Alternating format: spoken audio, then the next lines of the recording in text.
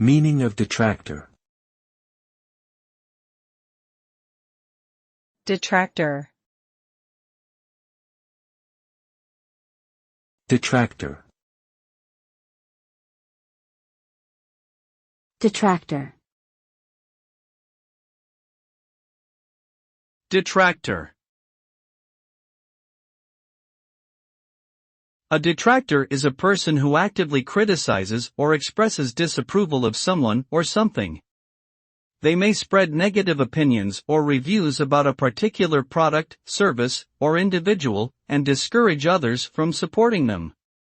This can be particularly damaging for businesses, as detractors can harm reputation and lead to decreased sales or revenue.